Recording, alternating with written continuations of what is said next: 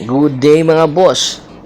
Ang paparating na Governor's Cup, kasali pa rin po itong Macau Black Knights. At meron na po silang magiging bagong import. At bibihira lang po ang import na kanilang kukunin dahil ang height limit nga po sa paparating na Governor's Cup ay 6'6". At ang kanilang import ay 6'4". At alam nyo ba, yung karamihan po sa kupunan ngayon sa PBA pagdating sa import, yung option po nila, yung naglalaro po ng power forward or sentro. Pero, itong Macau Black Knights, ang kanilang kukunin ay 6'4". At alam nyo ba, ang position po na paglalaruan ay point guard at guard position. So, ibig sabihin lang po neto ay talagang kakaiba po ang kanilang import. Marami tuloy ang nagsasabi na ang kanilang import ay handa nga ba makipagtapatan sa mga di-kalibring import ngayon ng PBA. Ang pangalan po ng import nitong Macau Black Knights ay Oscar Lopez. Ipinanganak noong January 1, 1997 at nakapaglaro po sa NCAA Division 1 na kung saan napakaganda po ng kanyang ipinakita.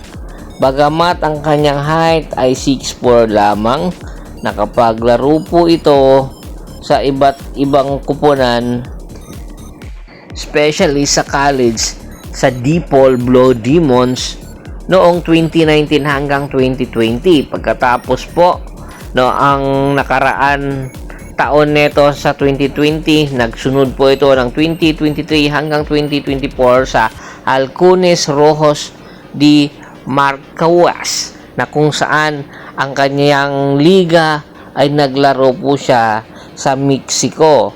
Bagamat ang kanyang ligang pinaglaruan na hindi po natin masyadong kilala, pero maganda po ang kanyang ipinapakita doon dahilan para mapansin po siya ng mga coaches ng Macau Black Knights at nakapaglaro po sa Taiwan sa Taiwan Mustang. Dito ipinakita niya ang kanyang kakayahan at kalidad para nang sa ganon ay mapansin siya para sa susunod na kanyang stint dito sa PBA. At hoping po itong Macau na makakasama po at mapupunta po sila sa susunod na round, which is ang semifinals patungo po sa kampyonato. Samantala, lipat naman po tayo sa San Miguel Beermen. Nagkaroon na nga po ng bagong hari ang San Miguel Beermen. Opo, dahil ang kanilang bagong import ay si George King. Ibig sabihin lang neto ay malaya na po siyang pinakawalan ng Blackwater Bossing.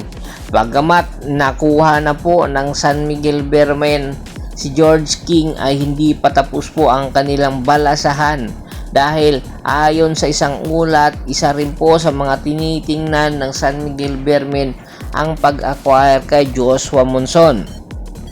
Kung nakikita po ninyo, ang guard rotation po talaga ng San Miguel Beermen ay malaki po ang puwang, kaya po gusto nilang kunin itong si Joshua Monson pagpapalalim po sa kanilang point guard at guard position, na kung saan ay nagkakaedad na po karamihan sa kanilang mga guard.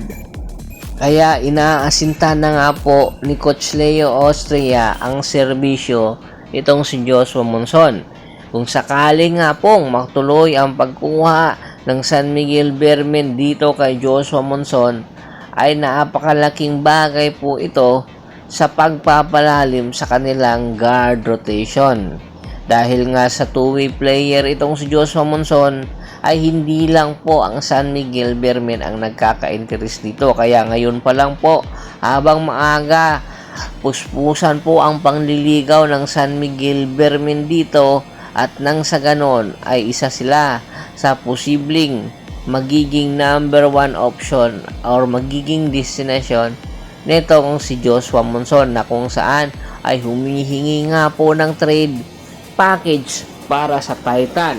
At hoping po ang San Miguel Beermen Kung sakaling nga po kung maging okay ang kanilang negotiation, ay kayang-kaya po ng San Miguel Beermen na magpakawala ng mga bench players, future picks, para nang sa ganon ay mapakinabangan po nitong Pure Blend Titan. Dahil ang Pure Blend Titan, pangako po ng kanilang may-ari na makikigaya daw po sila sa sistema na ipinapatakbo ngayon itong Rain or Shine Elasto Painters, na karamihan po sa kanilang mga players nanggaling po bilang rookie at ngayon talagang sinasandalan po ng Rain or Shine Elasto Painters ang kanilang mga rookie dati na ngayon ay unti-unti na pong umuusbong bilang mga superstar. Kaya ngayon pa lang ito na yung ginagawa ngayon ng Pure Blend, nagpapakawala ng mga player at nang sa ganon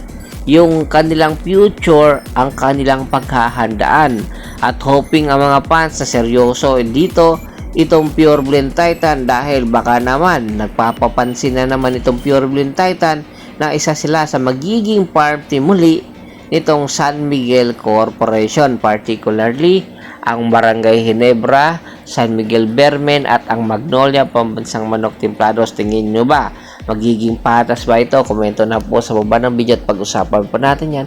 Once again, this is Percival Montero of your service. Don't forget to subscribe and support sa channel at don't forget to click the notification bell button para nga po maging updated palagi sa kwentuhan. At bago pa man natin tapusin ang ating kwentuhan, shout out muna tayo sa ating mga solid followers na lagi pong sumusuporta sa atin, kay Kagawad Kat sa Kinudukusin ng Hagaw na Bulacan, Anthony Laki Alon at sa Laki Alon family, Yornel Belches, Yornel Alicante. Hanggang sa muling kwentuhan, maraming salamat po.